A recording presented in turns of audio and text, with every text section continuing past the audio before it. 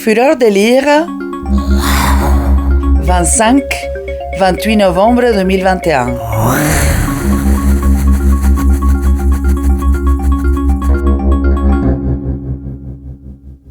Bonjour Delphine Reist.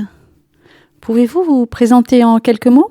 Je m'appelle Delphine Reist, je suis artiste, je fais de la sculpture, j'habite et je vis à Genève.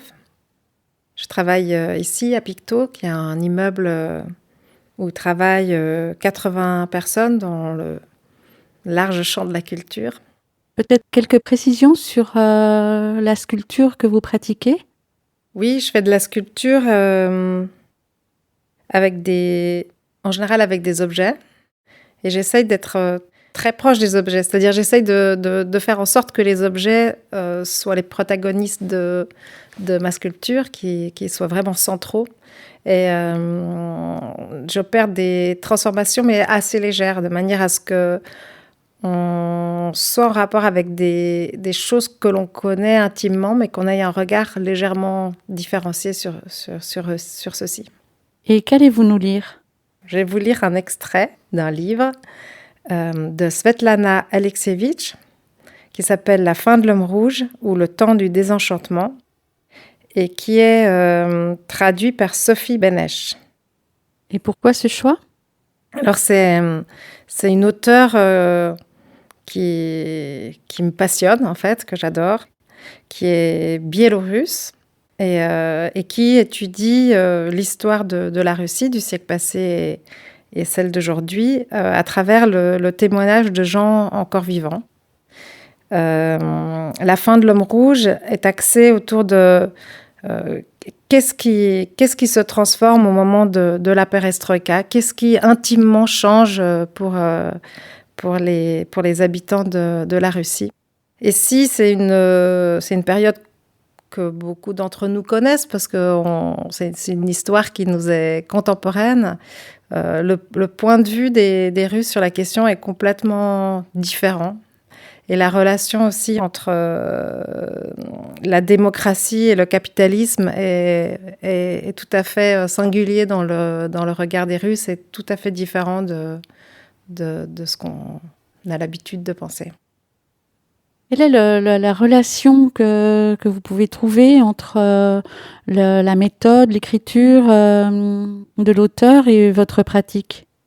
Eh bien, en fait, dans la méthode de Svetlana Alexievitch, il y a vraiment un rapport au réel, comme ça, de le regarder de très proche, comme ça, de travailler sur des objets qui sont des témoignages directs, non pas indirects, qui me semble être très proche de ma méthode à moi, en se disant que en regardant très fixement les choses, ils vont nous dire, ils vont nous traduire la société dans laquelle ils sont conçus, que ce soit pour elle des humains et pour moi des objets. Mais il y a une sorte d'impudeur du récit qui parle de la société dans laquelle on est. Donc nous vous écoutons. Le pays tout entier vivait dans sa cuisine. On se rendait visite, on buvait du vin, on écoutait des chansons, on parlait de poésie, devant une boîte de conserve et des tranches de pain noir. On se sentait bien. On avait nos rituels à nous, les virées en kayak, les nuits sous la tente, les randonnées, les chansons autour d'un feu de camp, et on avait des signes de reconnaissance. Notre mode à nous, nos repères. Cela fait longtemps que ces sociétés secrètes des cuisines n'existent plus, ni cette amitié que l'on croyait éternelle. Oui, nous étions branchés sur l'éternité. Il n'y avait rien qui comptait plus que l'amitié, tout tenait grâce à cette colle formidable. En réalité, aucun de nous vivait en URSS. Chacun vivait dans son petit monde, le monde des randonneurs, le monde des alpinistes. Après les cours, on se réunissait dans un local municipal où l'on nous avait attribué une salle. On montait des pièces de théâtre, je jouais dedans. Il y avait aussi un club littéraire, je me souviens. Igor lisait ses poèmes là-bas. Il imitait le style Maïakovski. Il était irrésistible. On l'avait surnommé l'étudiant. On recevait de vrais poètes, des adultes qui nous parlaient franchement. Ce sont eux qui nous ont appris la vérité sur les événements de Prague, sur la guerre d'Afghanistan, Quoi encore? On apprenait à jouer de la guitare. Ça, c'était obligatoire. À l'époque, une guitare faisait partie des objets de première nécessité. On était prêt à écouter à genoux nos poètes et nos bardes préférés.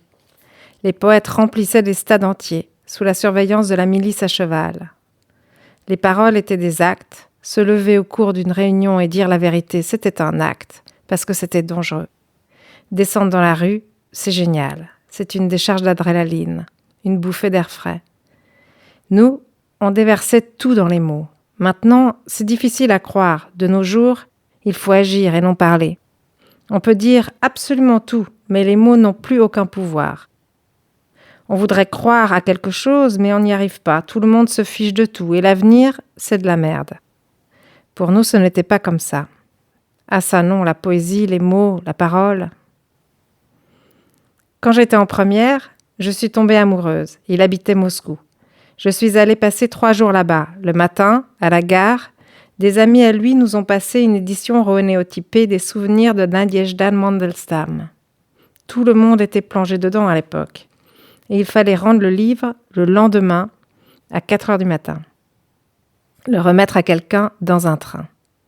On a passé 24 heures à lire sans arrêt. On est juste descendu une fois acheter du lait et du pain. On en a même oublié de s'embrasser. On se passait les feuillets les uns après les autres. Tout cela dans une sorte de délire, de fièvre. Parce qu'on avait ce livre entre les mains, qu'on le lisait. Le lendemain, on est allé à la gare à 4 heures du matin. On a traversé la ville déserte au pas de course. Les transports ne marchaient pas encore. Je me souviens de cette traversée de Moscou en pleine nuit. J'avais le livre dans mon sac. On le transportait comme si c'était une arme secrète. C'est dire à quel point on croyait que les mots pouvaient ébranler le monde. Les années Gorbatchev, la liberté et les cartes de rationnement, des tickets pour tout, depuis le pain jusqu'à la semoule et les chaussettes. On faisait des queues de 5 ou 6 heures, mais en lisant un livre qu'on ne pouvait pas acheter avant.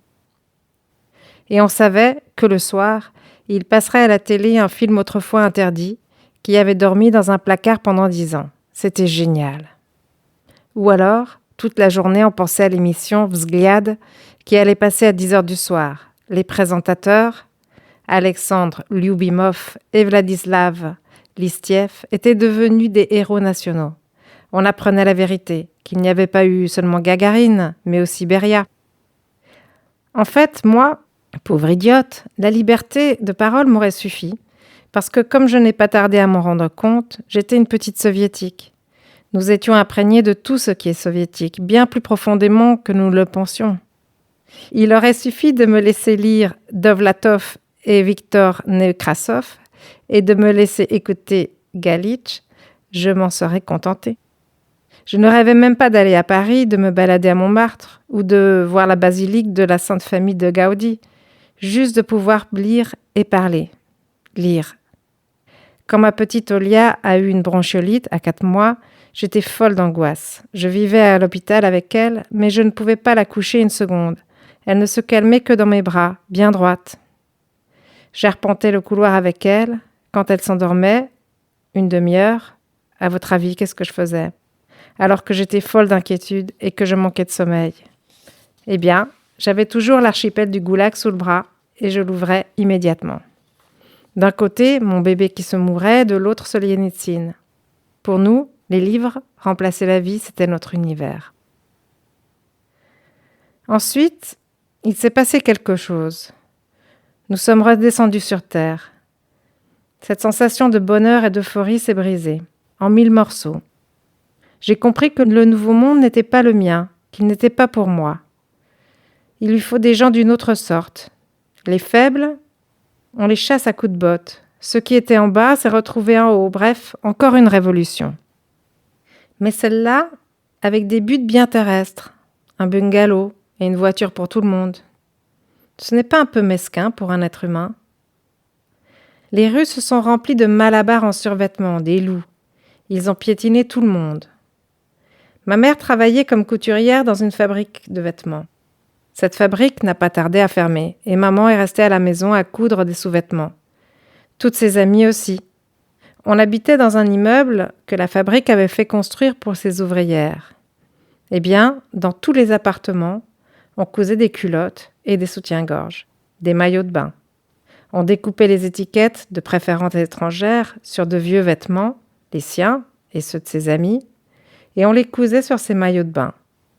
Ensuite, les femmes formaient des petits groupes et voyageaient à travers la Russie avec des sacs.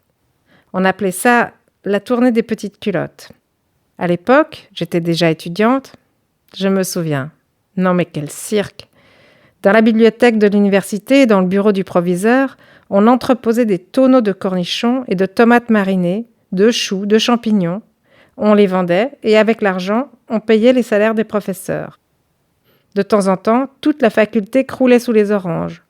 Ou bien on était enseveli sous les chemises pour hommes. La grande intelligentsia russe se débrouillait comme elle pouvait. On déterrait de vieilles recettes, ce qu'on mangeait pendant la guerre, on plantait des pommes de terre au fond des jardins publics, sur les remblais des voies de chemin de fer. Quand on ne mange que des patates pendant des semaines, est-ce que c'est la famine? Ou uniquement du chou mariné? Ça m'en a dégoûté pour la vie. On avait appris à faire des chips avec des pelures de pommes de terre et on se transmettait cette recette miracle. Faire revenir les pelures dans de l'huile de tournesol bouillante avec beaucoup de sel. Il n'y avait pas de lait, mais on vendait des glaces. Alors, on faisait cuire la semoule dans de la glace. Je me demande si je mangerais ça maintenant. C'est notre amitié qui a disparu en premier. Tout le monde s'est retrouvé très occupé. Il fallait bien gagner de l'argent. Avant, on avait l'impression que cet argent n'avait aucun pouvoir sur nous. Mais là, tous ont commencé à apprécier les billets verts. Ce n'était pas de l'argent soviétique, de la monnaie de singe, comme on nous disait. Et nous, les plantes d'intérieur, qui vivions dans le monde des livres, eh bien, nous n'étions pas adaptés à cette nouvelle vie tant attendue. C'était autre chose que nous attendions, pas ça. Nous avions lu des tonnes de livres romantiques, mais la vie nous a poussés dans une autre direction, à coups de pied dans les fesses. Au lieu de Vysotsky, de la musique pop, c'est tout dire. Il n'y a pas longtemps, on s'est réunis dans ma cuisine, ce qui arrive plus que rarement. Et on a discuté pour savoir si Vysotsky aurait chanté pour Abramovitch. Les avis étaient partagés. La majorité était sûre que oui. La question était de savoir pour combien. Fureur de lire 2021. Un festival littéraire de la ville de Genève. Organisé par la Maison Rousseau et Littérature. «